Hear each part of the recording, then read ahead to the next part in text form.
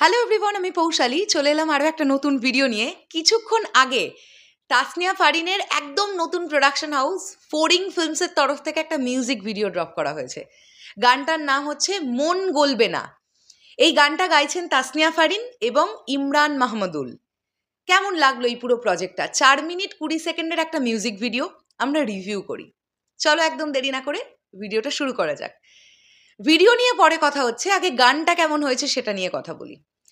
আগের বছর আমরা তাসনিয়া ফারিনের কাছ থেকে একটা গান পেয়েছিলাম, আজ রঙে রঙে রঙিন হব।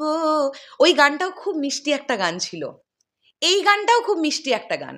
দুটো গানের সঙ্গে কিন্তু গোলালে একদম চলবে না, কারণ দুটো গান একদম আলাদা টেম্পারমেন্টের দুটো গান।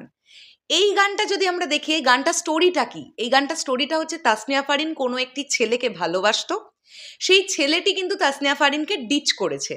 তাসনিয়া ফারিনের হৃদয়টা ভেতরে জ্বলে পুড়ে গেছে এবং সেই অভিমান থেকে তাসনিয়া ফারিন বলছে, তুমি আর যেটাই করে ফেলো না কেন, আমার এই মন আর তোমার প্রতি গলবে না। এই হচ্ছে পুরো স্টোরিটা। মিউজিক অ্যারেঞ্জমেন্ট করেছেন ইমরান মাহমুদুল। এই গানটার লিরিক্স লিখেছেন কবির ব্যাকুল, এবং আমি আগেই বললাম তাসনিয়া ফারিন এবং ইমরান মাহমুদুল দুজন মিলে গানটা গেয়েছেন। একটা সহজ সরল সুর, ভীষণ কমপ্লিকেসি নেই গানটার মধ্যে, এবং যে কারণের জন্য গানটা কিন্তু অ্যাট্রাকটিভ লাগছে। আপনি যদি লুপে 4-5 বার গানটা শোনেন, ব্যাক অফ দ্য মাইন্ড আপনার গানটা মাথার মধ্যে চলতে থাকবে। এটাই কিন্তু একটা গান ভালো হয়েছে কি খারাপ হয়েছে এটা একটা নমুনা, যে 4-5 বার শোনার পরে আপনি কি গুনগুন করছেন। আমি গানটা 4-5 বার শোনার পরে কিন্তু আমার মাথার মধ্যে চলছে গানটা, তার মানে বুঝতে হবে এই গানটা আমাকে অ্যাট্রাক্ট করতে পেরেছে। সো গান হিসেবে গানটা ভালো হয়েছে। আমরা যেরকম গানটার প্রেজেন্টেশন পেলাম, মানে কিছু কিছু জায়গায় ইলেকট্রোফাইড মিউজিক পেলাম, আমরা ভোকালটাকেও ওইভাবে করার চেষ্টা করা হয়েছে, কিছু ভিএসটি অ্যাড করা হয়েছে, যেগুলো ভালো লাগছে। তো গান হিসেবে গানটা ভালো হয়েছে।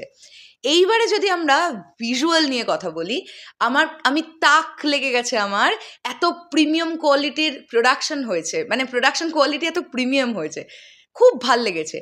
প্রতিটা ফ্রেম, তাসনিয়া ফারিনের প্রতিটা কস্টিউম, তার প্রেজেন্টেশন, কো ডান্সার্স, সেট ডিজাইনিং থেকে শুরু করে পুরো ব্যাপারটা ভীষণ প্রিমিয়ামভাবে আমাদের কাছে প্রেজেন্ট করা হয়েছে। এবং যে জায়গাটাতে ইমরান মাহমুদুলকেও দেখতে পাওয়া যাচ্ছে, তাকেও খুব ড্যাশিং লাগছে দেখতে। তো সব মিলিয়ে না গানটা, প্রেজেন্টেশনটা আমাদের কাছে খুব প্রিমিয়ামভাবে করতে পেরেছে টিম, যেটা ভালো লেগেছে। তো সব মিলিয়ে গানটাকে আমি 10-এর মধ্যে 8 দেব। এবার আপনাদের মনে হতে পারে আমি কেন 2 নম্বর কম দিলাম।